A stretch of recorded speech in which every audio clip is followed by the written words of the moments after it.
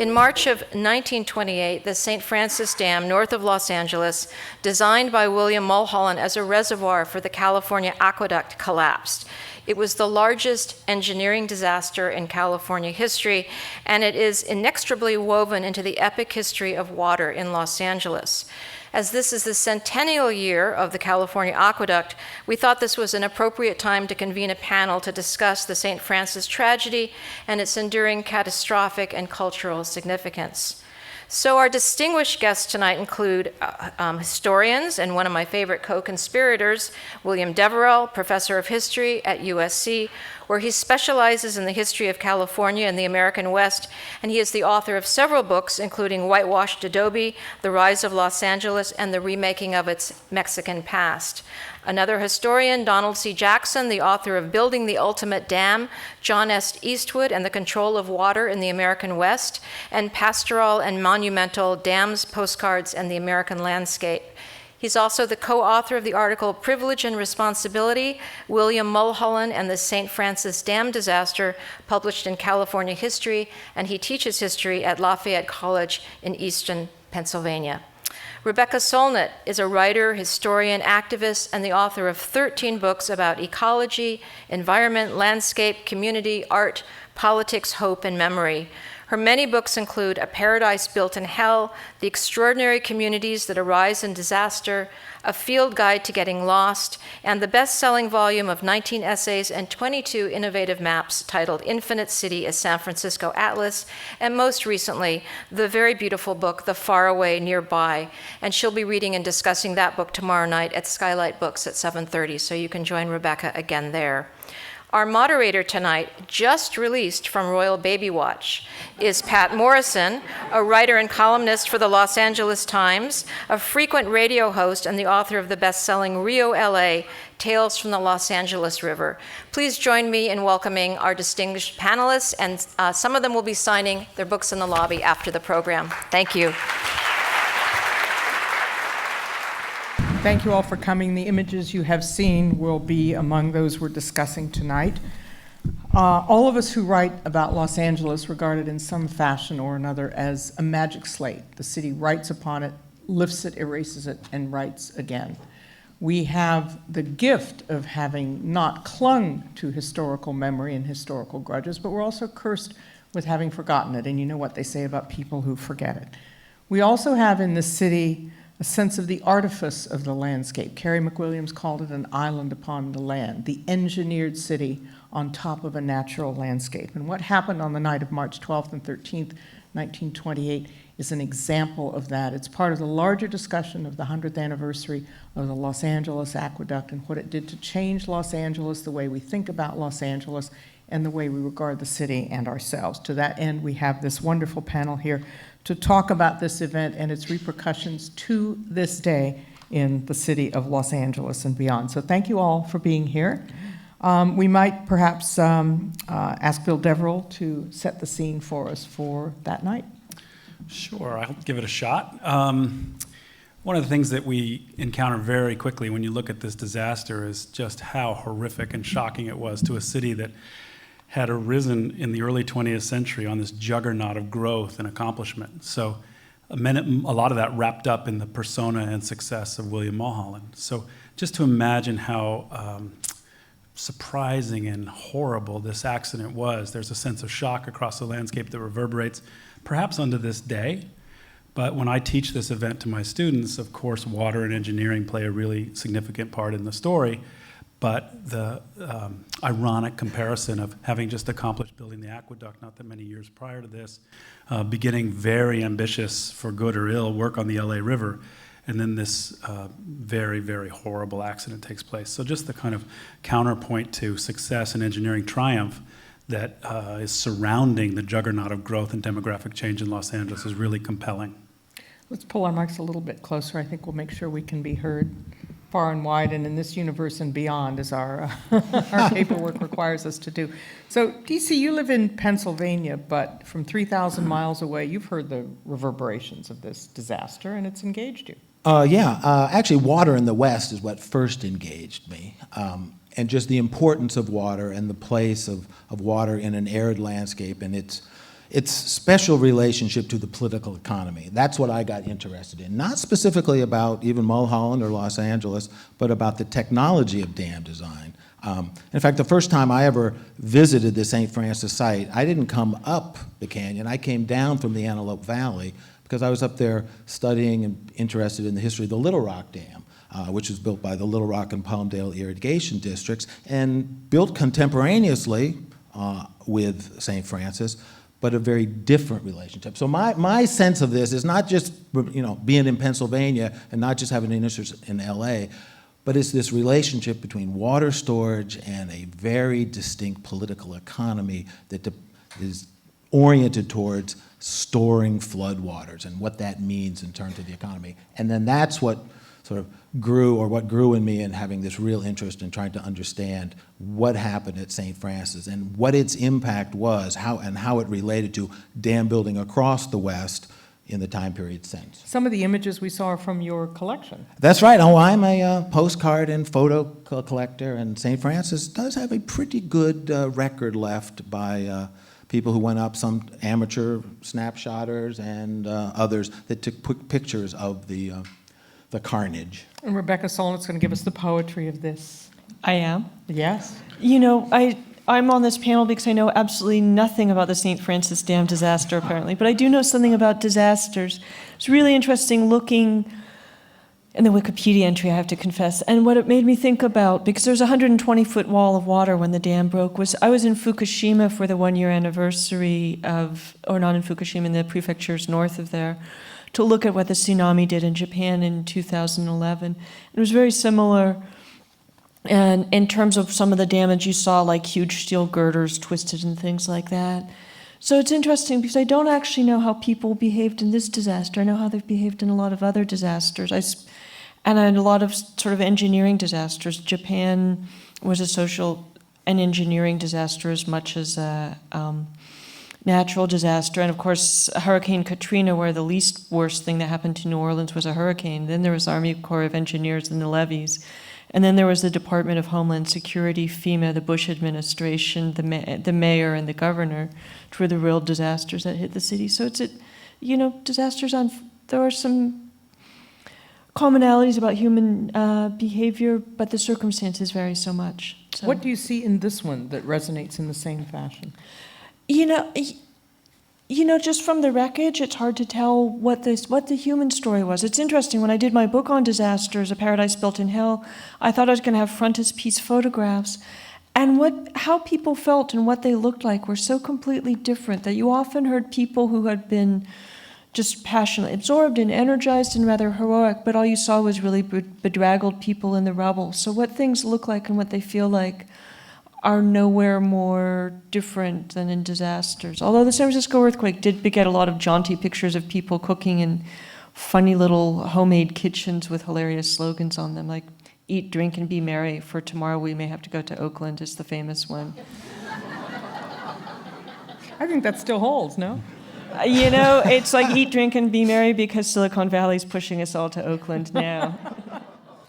Bill, can you evoke for us the feeling, let's say, a year or so before the disaster and then a year or so after, how LA regarded itself, how its institutions regarded themselves? More than 600 people, and yet no one really knows the count. More than 600 people reckoned dead, but like 1934 after the floods and even 1938, they may not even be telling, they may not even know the actual numbers.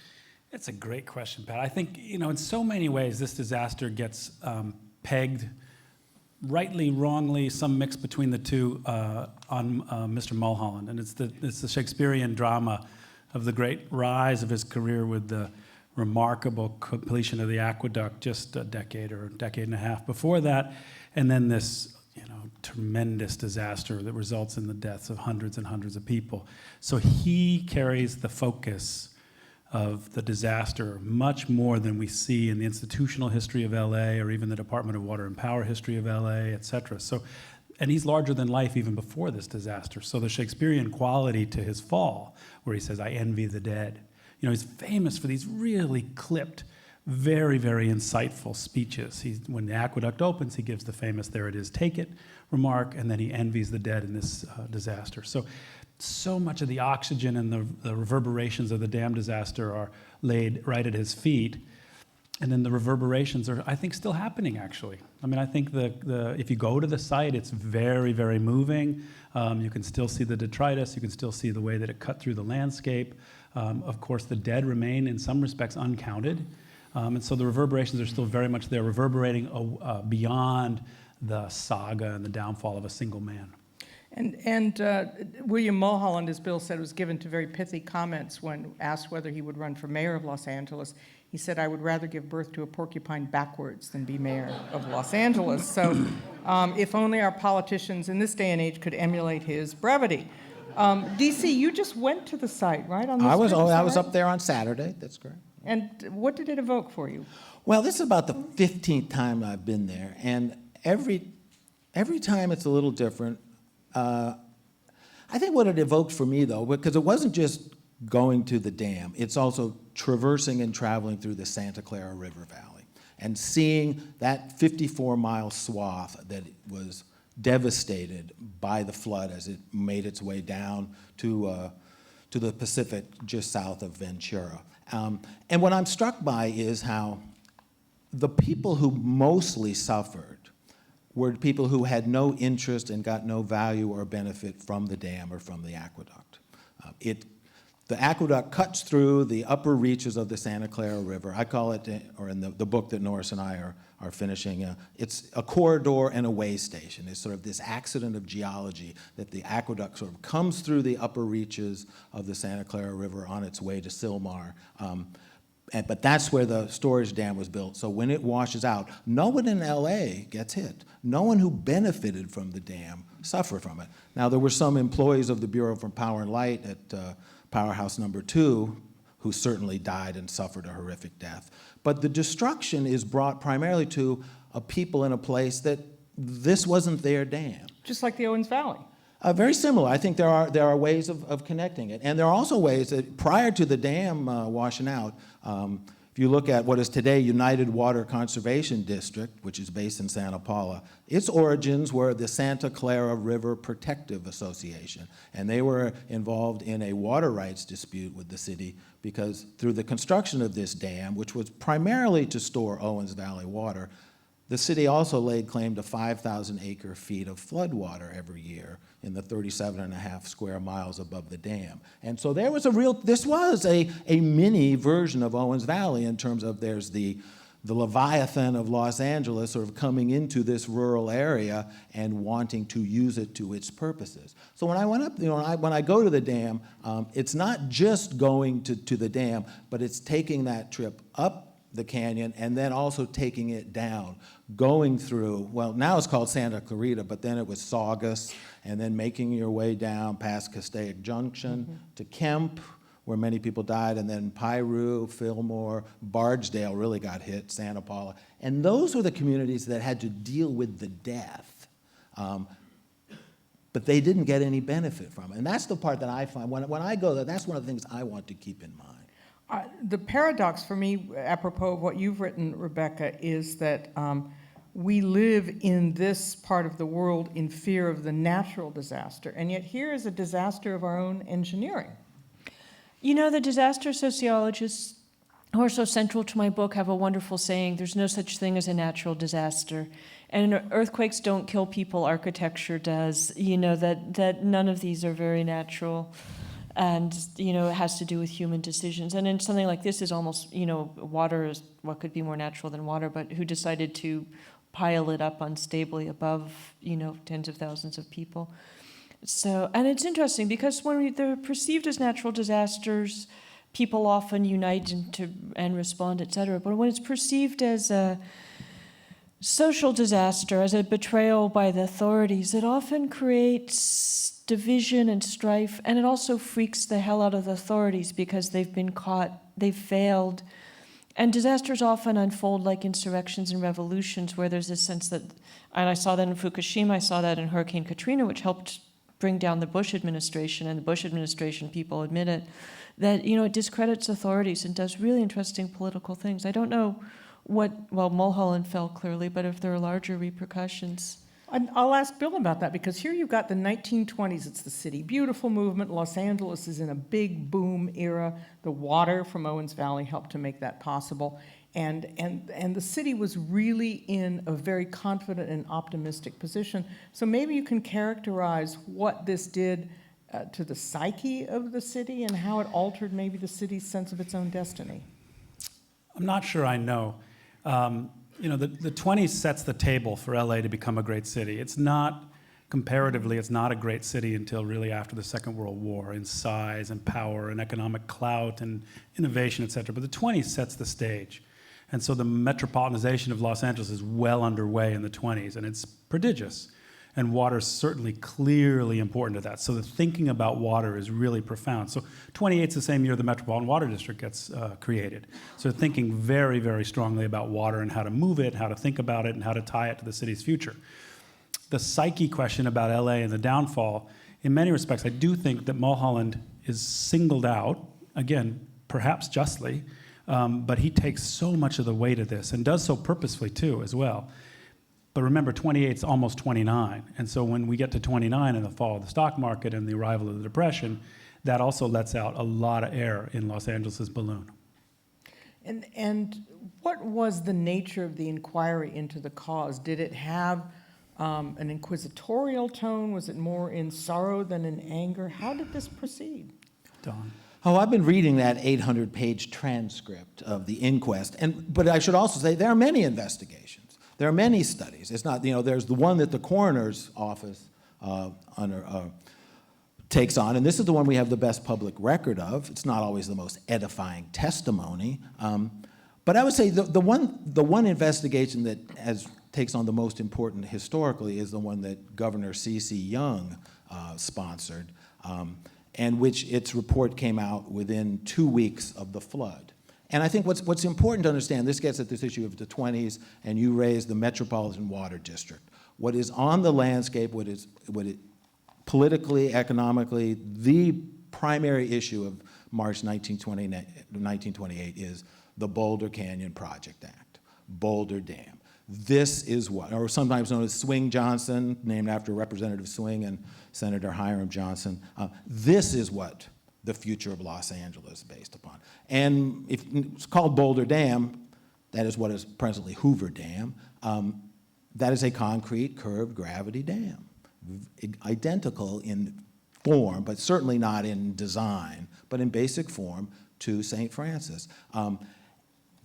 And to understand the investigations, to understand how this was carried out, you have to, in my mind, and Norris and I had a number of discussions about this before he passed away, you have to put it in the context of the politics around the control of the Colorado River, the Colorado Aqueduct, and Boulder Dam. And so that's one of those issues that's in the background, to understand why this had to be put to rest, put to bed, to be gotten beyond so quickly, is because so much depended upon this next big aqueduct, which Mulholland was very involved with. If you look at the history of the MWD, Mulholland is there. Of course, it's Los Angeles that files the first 1,500 cubic feet per second water right in 1924. This is a Mulholland project.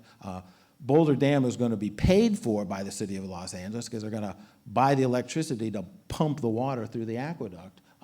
And that becomes, I think, in trying to understand what these investigations, what is the background on these inquest investigations, to understand that political context. And without it, you don't understand why they have to get this behind them so quickly. And I think this is one of the reasons why, if you look, you can read the obituaries of Mulholland when he passes away in 35. Rarely will you see St. Francis mentioned. And that becomes, there's a reason why they wanted to put that behind. Well, to that reason, I want to ask the larger positioning of this to Rebecca, how complicit our own psychology is in dealing with these deals of the sort that we have made. How much do we go along looking at the benefit that accrues to us? How much of this is just wishful thinking? How much of it is the lack of persistence of memory? It makes me think of John McPhee's The Control of Nature, about the LA people who keep getting caught in debris basins because of the amnesia of what debris basins do. But it also, just listening to the conversation makes me think of the larger history of these kind of colossal follies across the West, these places of wreckage, the other great water disaster of Southern California, which is the Salton Sea, 1906, where it took them months and months to figure out how to plug the Colorado River from all flowing into what would become the Salton Sea. And just and it's interesting because the hubris that everything can be controlled and the catastrophic consequences seem to happen over and over. Another thing, when we start talking about Boulder Dam, I also start thinking about Lake Powell and Lake Mead and climate change, that whole hydraulic engineering of the Colorado River was based on a lot of optimistic assumptions about everything, including a stable climate that's being undermined. And both of those dams are, prophesied to reach dead pool and stop functioning in the not so distant future. And then, of course, you get into the interesting territory of sort of shockingly sudden disasters like a dam break and incremental disasters of the destruction of systems and ecologies and places. And the great thing about the West is we have lots of both. And yet, but apart from the West, the history of this country is almost an adversarial one with nature from the very get-go. The hostility of the environment, you had to conquer it. You can go back to the Pilgrims nearly starving to death. And so did that frame the way that we approach these things even to this day? I think of Tonto saying, "What do you mean we?" And it's definitely I don't think it's you either, Pat. I don't think it's me, but, it's the mindset of power and power and sort of big technology and et cetera that, that is adversarial, that is a conquest mentality, and that has this incredible hubris that these things are going to work. And a lot of them work short term, and most of them don't work long term. And there's the short-term thinking, and particularly in the West, the eastern landscape is all lush and muddy and grassy, and you leave it alone for 10 minutes, and Detroit turns into a forest. It's really forgiving, and this place isn't so forgiving, is I think one of the differences in the arid parts of the world. Bill? I think as well that it's a case study. The Colorado, the Salton Sea, the St. Francis disaster, it's a case study of the inability to deal with the difficulty of moving and holding back water. So the innocuousness of a cup of water or a pitcher of water is one way to look at it. But these stories are the stories of how you hold back astonishing, or don't hold back astonishing amounts of water. And at the same time, the velocity of change in Los Angeles in the early 20th century is such that up until about the turn of the century, they think the LA River will be enough water for us.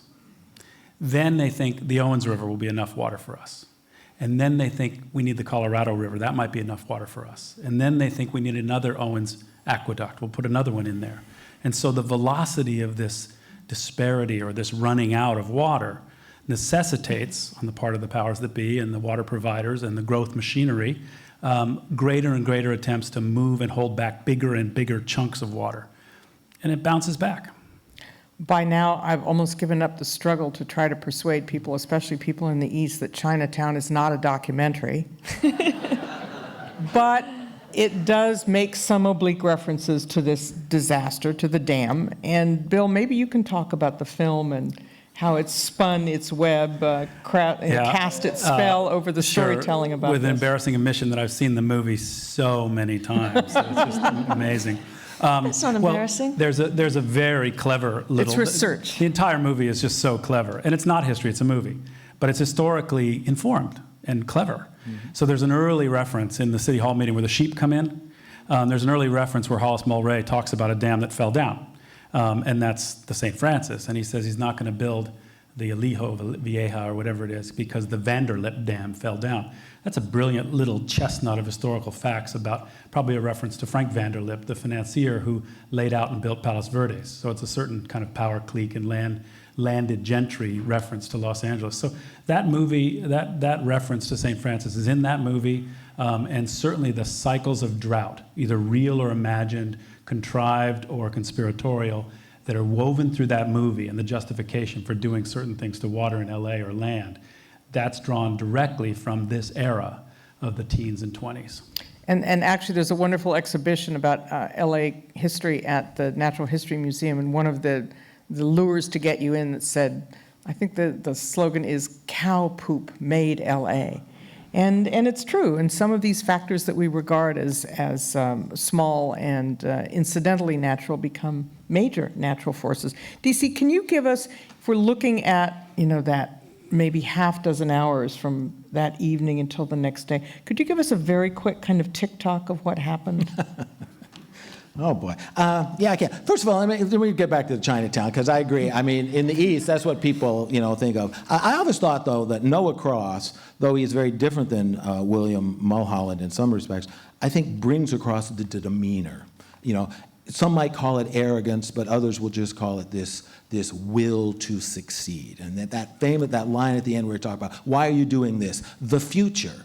And I think this is what you get at, this idea of what has driven Los Angeles' interest in water, the Southland's interest in water, is the future. And realistically, if you don't import any water, the basin, the Southland basin, can sustain, what, 2 million people? Now, if we're all willing to agree, and somehow we would expect people in 1910 to say, yes, that's what we're going to do. We are going to consign ourselves to just 2 million people. Then, okay. But that's not the way history works. That's not the way people work, right? I don't think anyone was tricked into voting for those bonds to sustain this. Now, some people think there was some skullduggery along the way, but I don't think so. I think most people benefited from this. It was a rising tide that lifted everyone's boats. Or at least that was how it was sold to them. And that's how it was sold, but I don't think, this is my view, I don't think you really had to sell that many people. I think they were sold on this. This is why Mulholland, this is why it was such a great tragedy. He was a hero to most citizens in Los Angeles because he brought the water and he raised, the economy grew. The political economy of water is dependent upon that. But getting back to your question, this is a tragedy. When the dam washes out, or the east side fails because of uplift acting through the mica schist, 5 minutes later is when powerhouse number 1 gets hit. So this is 2 minutes before midnight on the 12th of March. That's right, 12:57. We know that because the Edison, the Borel, Lancaster power line goes right down, or went right down the canyon. And when it washes out, then you have a blip. The power goes out. So we have a very definite time of when it goes out. And then it's over that course of the next 5 hours, you can sort of follow the dam down.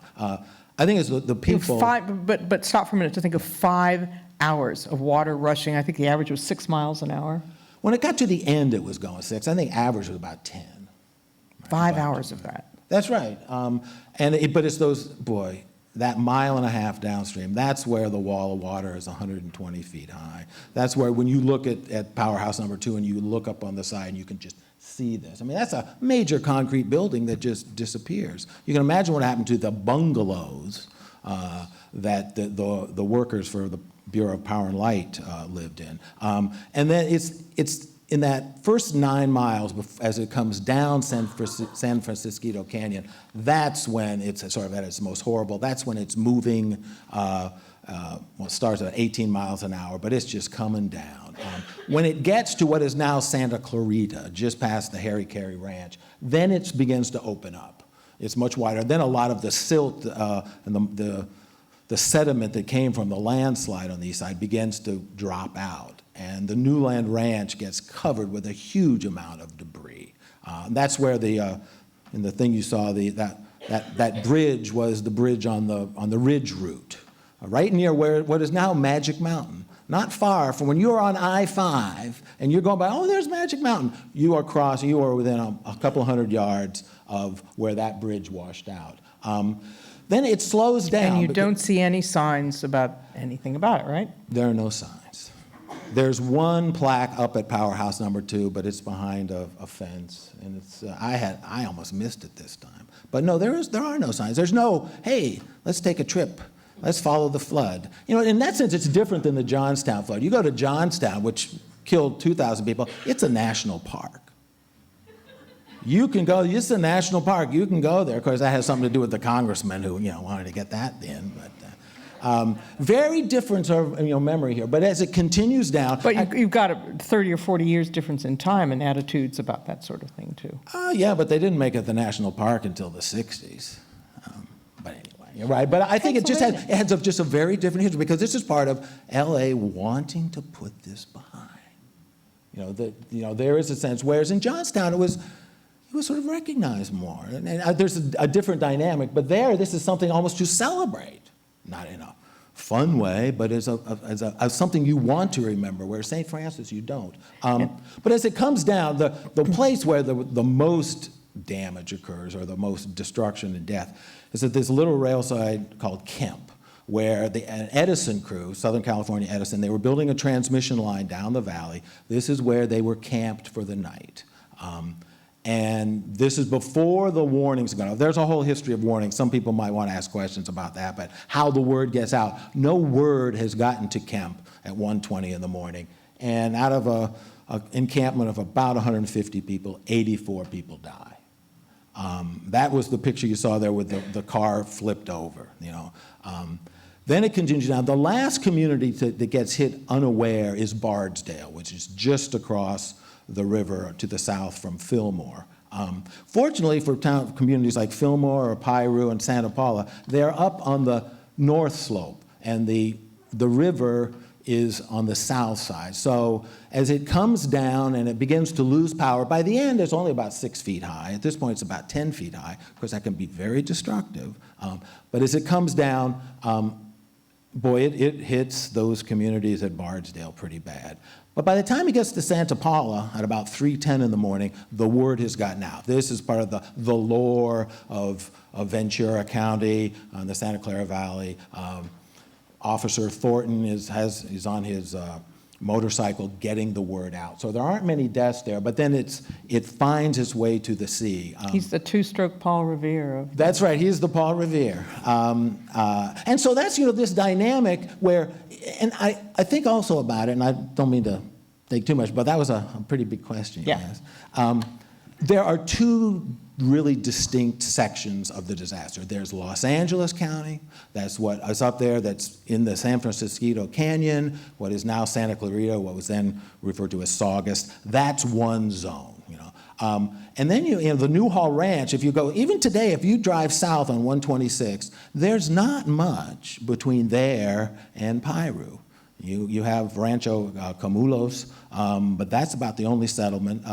It's very distinct. And then you get to Piru, and then you get to Fillmore, and that's Ventura County. And boy, those are two very different communities. And the way the flood played out in the aftermath, there was a real division between Los Angeles County and Ventura County and how they responded to it. So. Rebecca, at least do we think of ourselves as too cynical, too wise today to buy into what Bill was talking about, here you have Mulholland, the mythic hero, the sort of wet Prometheus of Los Angeles, I suppose you could call him. Do we not buy into that? That's pretty good. I'm going to write that down. Do we not buy into that anymore? I think most people, there was this tremendous optimism. I've been trying to figure out for years how to write about the kind of madness of modernism where the present is better than the past, the mindset that tore down Penn Station and built the atrocity in its place, that thought asbestos was an awesome building material, that you could never have enough plastic, that nuclear power would be too cheap to meter, and never mind the waste and stuff. And, there is that kind of big science, the future is golden Jetsons mindset of a lot of the 20th century, and it really starts, it's also kind of big science, authoritarianism, whether it's, you look at the Diego Rivera, I remember looking at the Diego Rivera murals in Detroit, which Henry Ford commissioned, and it's like, why is the biggest capitalist commissioning a communist to paint murals? And it's because actually their vision of an industrial worker's future is really similar. There's just some minor questions about who runs things, but not what most people's lives consist of. And it's, it really was this kind of sense that human beings are malleable, that we're so damn smart and rational, we can invent a better human being than the ones that existed before, and we can reinvent the circumstances of our lives, and artifice and artificiality are good things. And, and part of that all seems to me to start to collapse with the Beats in the 60s, the anti-authoritarianism that's really a distrust both of centralized authority, but also the authority of technology in many ways. And it's a dialectic still going on. We're still, I feel deeply oppressed by Silicon Valley, which is destroying my city, but which is also invading all of our privacy. we really are in this very weird dystopian moment now. And for most of us, and then there's climate change, what all that exciting internal combustion brought us. So I think that, yeah, absolutely. You have this arc of incredible, not even optimism, but hubris about how much we can control the world around us. And we now have, we're in the Anthropocene. We're no longer in the idea that the climate and the age are man-made, and man-made as disasters, not as triumphs. And maybe the difference is they thought they were going to completely control nature and it would be a triumph.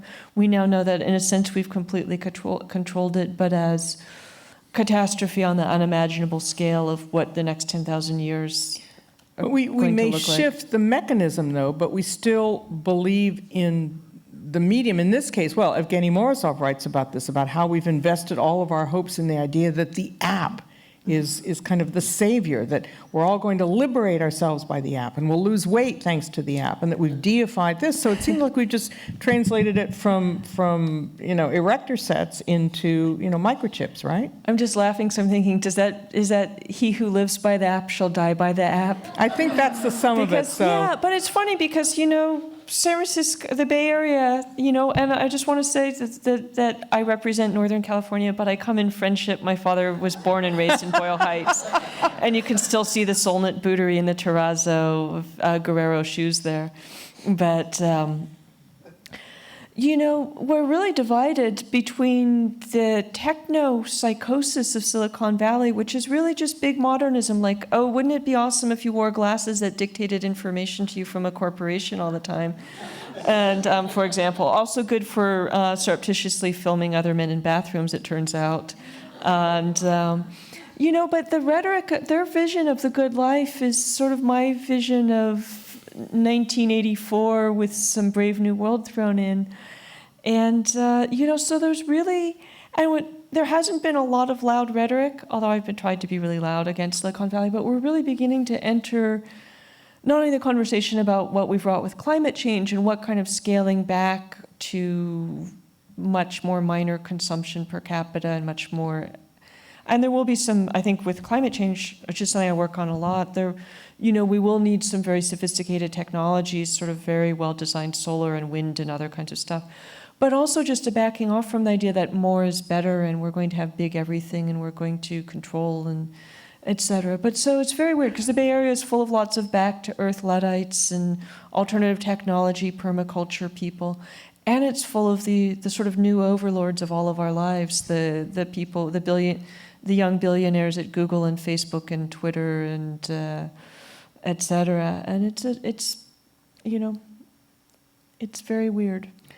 Bill, Very. the parallel I think of when I am looking at DC's and others' pictures and reading about the coroner's reports, the investigations, the one that comes to mind is the Titanic. Here you have this epitome of hubris, which came to what the Greeks could have told you was the predictable. And then there was the fallout, the repercussions, the finger pointing.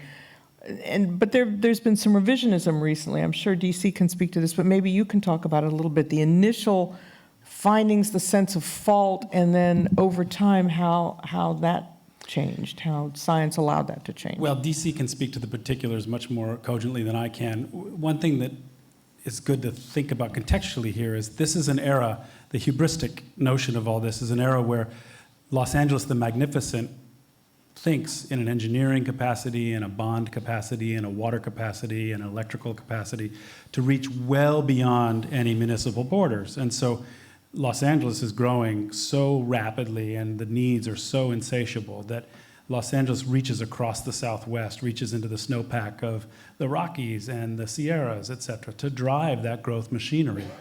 But something that happens just over the mountains is, in a sense, lost to the memory of Los Angeles. So the reach is really far, but the memory and grappling with the consequences of that reach tends not to traverse that depth or that breadth of the landscape. So it's very important to remember that Los Angeles, while it's bounded by municipal and county boundaries, of course, its reach is so much more gargantuan than that. But its awareness in an everyday capacity, a man and woman in the street capacity, is not that. The fairly modest dreams of individual Angelenos have to do with, more or less, a bungalow and a lawn. And the bungalow and the lawn require certain fairly modest amounts of water and power, but those are distributed by the millions. So, Rebecca, why don't I you just go want to ahead say before something because, and again, speaking as a Northerners, there's always a sense of Los Angeles being rapacious about water, and there's a lot to it. But it's worth saying that 80% of the water consumed in California goes, managed water goes to agriculture, and 20% to,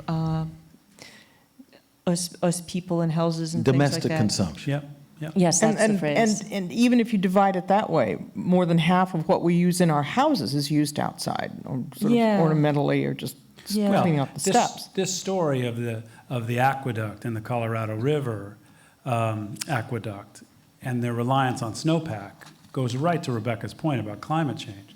If the snowpack continues to decline precipitously, so for instance, right now, the Sierra snowpack just did not give Southern California what it's used to giving us in some respects, then the water needs of this metropolitan region are going to have to be answered domestically, have to be answered here by conservation and preservation and different uses of water, because you're not going to get it out of the snow anymore. And this is the exact opposite of what city and government leaders want you to do. They want this sort of thoughtless profligacy, so you don't even have to think. Or, Well, I mean, there certainly really, is some of that. But if you see the reaction in the city, when part of the reason we have the leaf blowers now is because the restrictions on hosing down your driveways, and who was going to pick up a broom? I hate leaf blowers. Sam Yorty, who got elected in part because he said that the housewives shouldn't have to sort the cans, and years later, Tom Bradley was asked what contribution Sam Yorty made to the city, and very thoughtfully he said, well, he integrated the garbage. So there's a... Right, but things He could be a very funny man, Tom Bradley. Things have changed. There is institutional awareness on the part of city leaders in certain capacity True. in certain institutions about preservation, about changing the garden regimes of Southern California into more drought-resistant, succulent, drought-tolerant plants. So it's happening. It's slow. It's generational. It's something that I think is interesting. I hadn't really thought about it until you said it. And it was this idea, well, what if the dam had been built in the upper San Fernando Valley?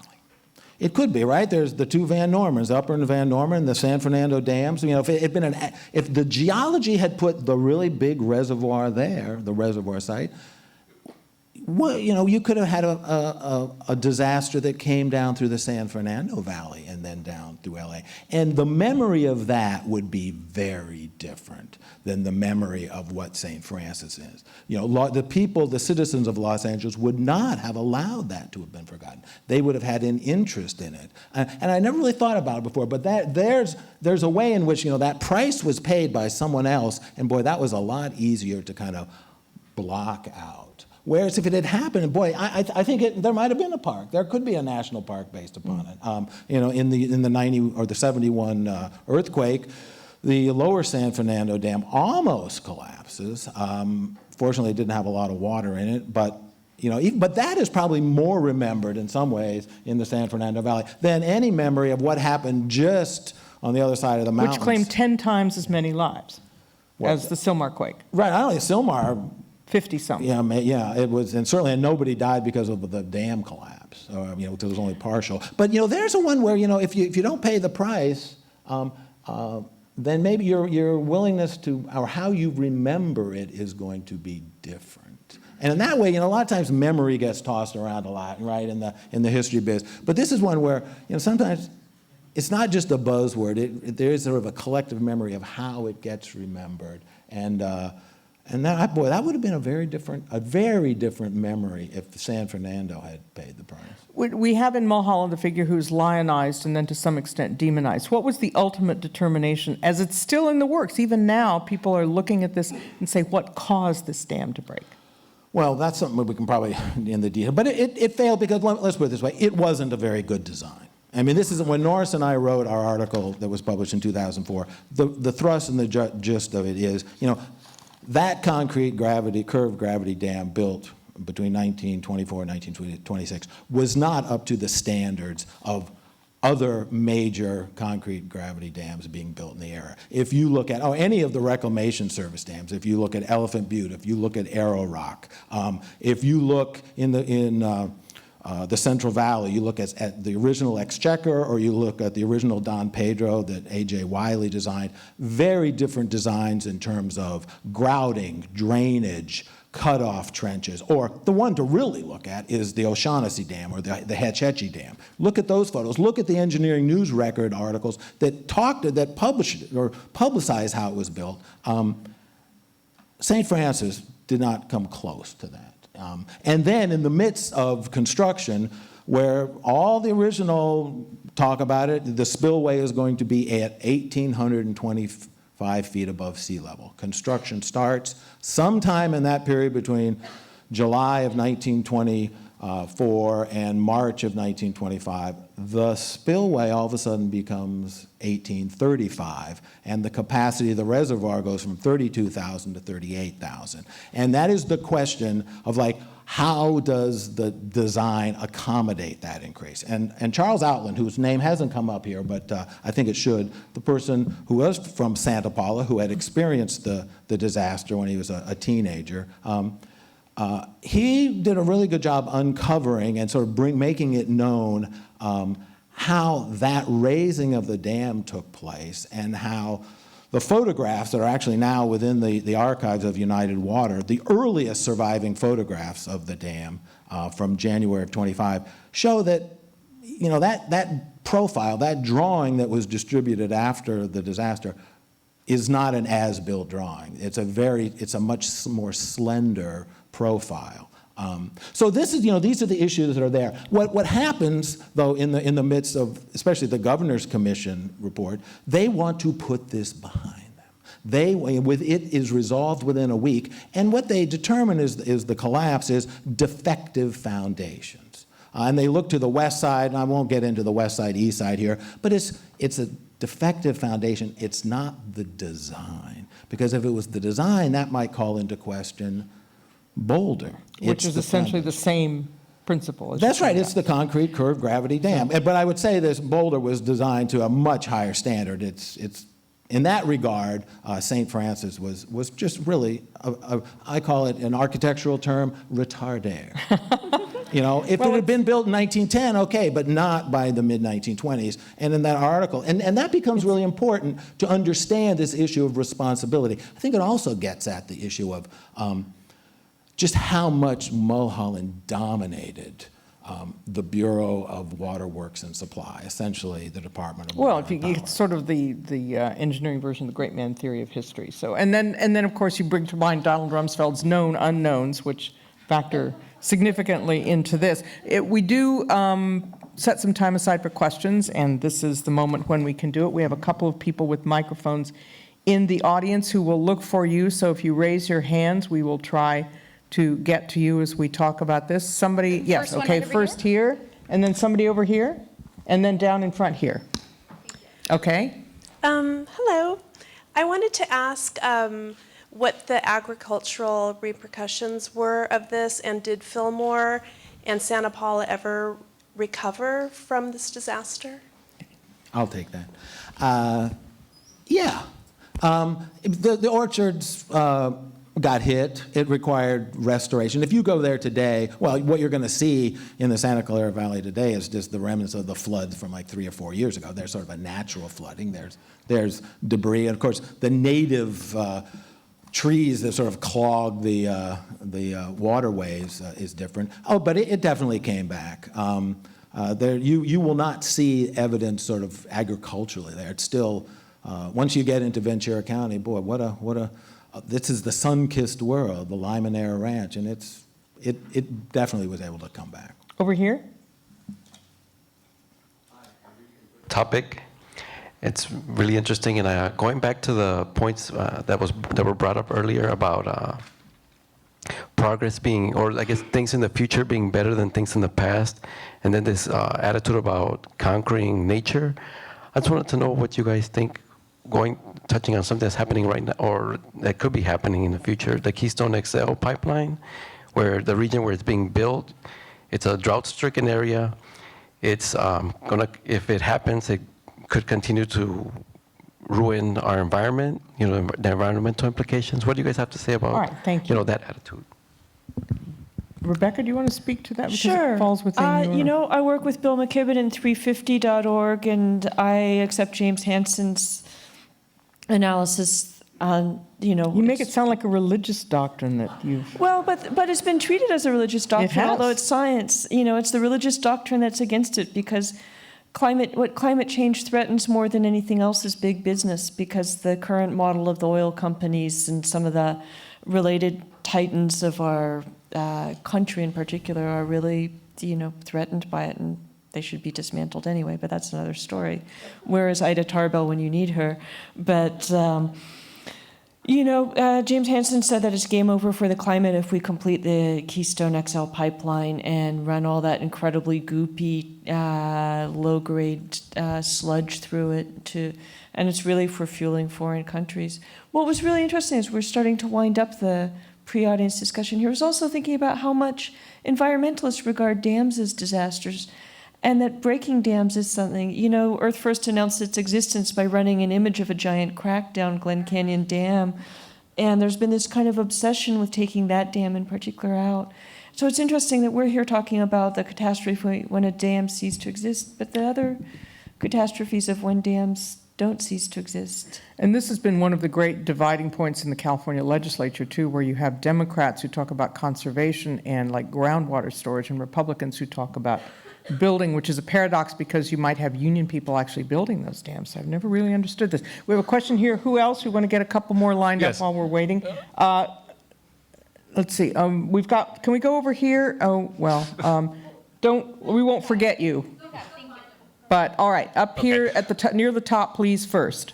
Yes, in speaking about sort of the societal memory of these things, and saying how it's true that the St. Francis Dam is largely forgotten in LA, how would you compare that to our sort of societal memory of the Baldwin Hills Dam disaster, which happened right here in the city?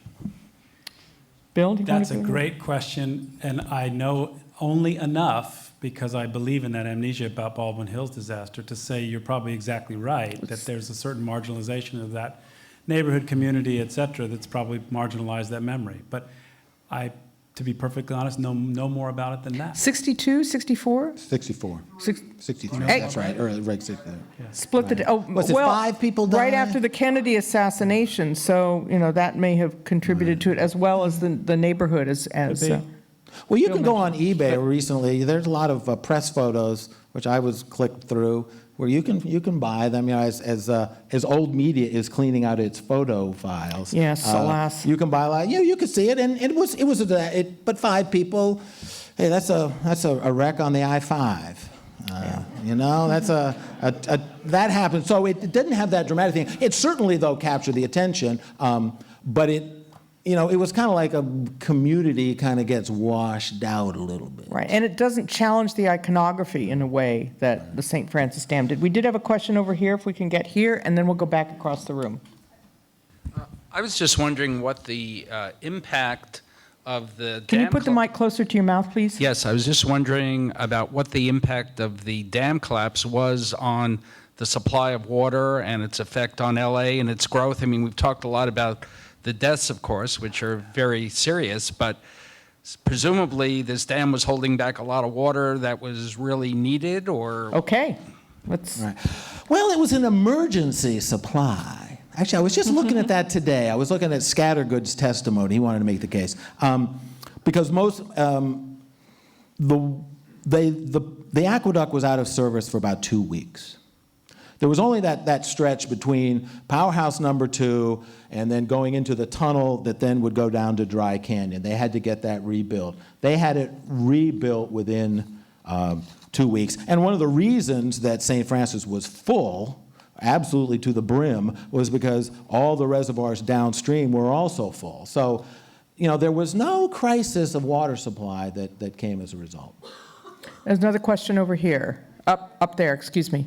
Okay, I have a little bit of a lengthy comment and a short question. Can you please make it less than lengthy? Because Okay. a lot of people do have The to... comment is, considering the turnout tonight, and the interest in this topic. I'd really like to see, come November, a big turnout for the 100th anniversary of the Cascades. There's wonderful photos available, and it looked like quite an event 100 years ago. And regardless of whether, you appreciate the history of the dam and everything else, I think you should appreciate that Los Angeles is what it is today because of what happened 100 years ago at the Cascades. Right. Now, question, where did the name come from, St. Francis? Does anybody know? Yeah, its origins, it was it was San Francisco Rancho, which is what the Newhall Ranch becomes. Remember, going from the Mexican era, I think it was a Mexican era ranch, not a Spanish era, when the Newhall family buys the ranch in the 1870s. Then it becomes Newhall, because that's where the name Newhall comes from. So it's the little St. Francis Creek. And so it's, and then it just, when they built the dam, they just sort of anglicized it to St. Francis. I'm hoping that to mark the 100th anniversary in November, that Eric Garcetti will arrange to have David Copperfield make the water run back uphill to the Owens Valley. That would be fun to watch. We have another one here, and then where's our next one? Okay. Hi there. I was wondering if you could just talk briefly about the sister dam of the St. Francis Dam, the Mulholland Dam, and the public outcry after the flood and the decision, from what I understand, to change the landscape of that dam, and it's kind of hidden away now. I can handle that because I will say, now I'm going to promote my book that Norris and I are writing, Heavy Ground, we're calling it, because in fact, I've looked at that issue. It figures into the very end. You have the Mulholland Dam, what was originally called Weed Canyon, sometimes called Hollywood Dam or the Reservoir, which is right above Hollywood. That was built between 1923 and 1925, and at its dedication, it's named after Mulholland. Back in the 20s, it was common to name dams after the engineers, like O'Shaughnessy Dam. And it is interesting, and boy, you look at the inquest, and you try to separate the design of the Weed Canyon Mulholland Dam from St. Francis. You can't, because it's like, well, how did you design St. Francis? Well, what we did at Weed Canyon was, and you just adapt it. So after St. Francis fails, then, you got all the people in Hollywood going, what's going to happen here? And two things, they do have a study saying, it's safe, don't worry, the foundations are different. Most significant thing they do, sort of an engineering perspective, is you drop the spillway level 31 feet. You reduce the capacity, and that becomes the most important thing. Any dam, its stability is dependent upon the water pressures it placed on it. You drop the spillway, you drop just how much water it can store. But that doesn't solve the problem for the people downstream. And in fact, I was just looking at the Engineering News Record, had a wonderful little editorial about what happens, and they called it the psychological problem. Psychologically, people didn't want to look at it. So what happens is, and Engineering News Record has a great picture of this, and it's going to be in the book, covering it over with earth. And I use that as a symbol where it's like after Mulholland dies, the issue is, they want to make a memorial for them. You can go to Riverside and Los Feliz, there's the fountain. And the content, why doesn't the dam stand as the monument? Whoa, no, see, that isn't, so psychologically, you're right, they cover it over, so there's just a little bit of concrete, and now it's covered over with plants. To me, a sign that the fact that the earth embankment that covers it over is not structural, is of course then you plant it. If you have an earthen dam, you do not plant trees on the downstream side of an earthen dam, because then you're going to get seepage, infiltration. You're not going to do that. But there's that psychological, you want to sort of, and I call it's almost like trying to remove it from the civic landscape. Mm-hmm. So it's really important, but psychology is really important when it comes to dams. Down here, please. You talked about a little bit about what made the dam fail, and then you said, but you keep saying they were just trying to move on. So I was wondering if you could talk just a little bit more, because I don't know the story of what technically made that dam fail. Was it water pressure against the dam? Yeah, it's a good question. It's an excellent one. Whereas, see, if it was just me up here, that's the first thing we'd start with. But so what you have here, and this is what also I've learned, is like to try to tell this without pictures. This is something I learned very early on as a dam historian. You try to talk about the history of dams without showing pictures. it becomes very difficult. Like, what's a cutoff trench, DC? You know, what do you mean by grouting? What do you mean by that? But what happens is any gravity dam that stands by the fact that its weight, you have to build up enough material in it so that it's just too damn heavy to push out of the way. Okay? And that's pretty easy to calculate. We know the weight of concrete, we know the weight of water. The tricky part is, though, what happens when water seeps into the foundation and then begins to push up, or what is called uplift. This becomes, and because basically it's something, it offsets the weight of the dam. And there's many ways to deal with it: drainage, grouting, cut-off trenches, and that becomes important. So that issue of raising the height of the dam also becomes important, because ultimately the pressure that this dam has to hold back is dependent upon how much water is in it, and then how much uplift there is. So the issues that come down early on, there was a lot of concern about the red conglomerate that's on the west side. Which is the quality, the kind of rock? That's the kind of rock, and it's a sandstone. And this is the one many of you have probably heard, oh, well, you can take it and you can put it into a tumbler of water and it will dissolve. And that's seen as, well, that's the mechanism. There's a lot of questions that arise with that, because the dam didn't fail till it had been in service for almost 2 years, okay? But it was a really easy way of very simply sort of characterizing this failure and defective foundations. Whereas on the east side, you had this very hard mica schist, something that's not gonna crush, but it's fractured, and it has this ability for water to be able to seep into it and to provide a means for uplift acting against the base. In other words, location, location, location. Yeah, and height and condition and geology. To add those things. Okay, so Okay, anyway, but over we'll there. talk later. Over there. But it's- I just, so LA was reaching out to Colorado and in the Owens Valley and all of those places, and San Francisco was reaching out to Hetch Hetchy. And I'm just wondering if other cities were also reaching far out, and if the people who were responsible for doing this were like talking with each other at the Commonwealth Club or something like that. The answer is yes, that cities are reaching out all across their landscapes in search of water and electricity, especially, and labor. So it's not, the notion that LA is exceptional in this. LA may be a little more grandiose than other places, but other cities, New York City, Denver, et cetera, are reaching far into landscapes. And do they talk to one another? You bet the civil engineers talk to each other. The professional organization of civil engineers is ripe and powerful unto today, but certainly in the 19-teens and 1920s. And then the civic leaders, I'm not so sure the civic leaders are talking to each other that much, but the halls of power, the congressional halls of power and the state and federal halls of Senate and congressional power, there's a lot of discussion about this, informed by particularly the civil engineering profession, but not just civil engineers, other engineers too. Our last question is here. So, speaking of the future and looking at the future, will it change? What have we learned, Rebecca, from that? Will the future be better having seen these disasters on both sides? This goes back to, touches on our earlier point. The we problem. I'm not sure I can speak for we. I don't know, we're in such an interesting moment where it feels like everything's racing in both directions at once. There's a lot of really, you look at a country like Germany that's going more and more into renewable energy and appropriate technologies and things like that, and and you look at some of the Republicans in Congress, and human nature is broad and deep and weird, and running in a lot of directions at once is about all I can say about the future. There's some interesting things being done, but specific to climate, the problem is so overwhelming that the response needs to be 100 times what it is, insofar as you can even call what we're doing in the U.S. a response. It is now wine 30. There will be book signing. There will be consorting in the courtyard with our guests. And so if you would thank them and love your library, please.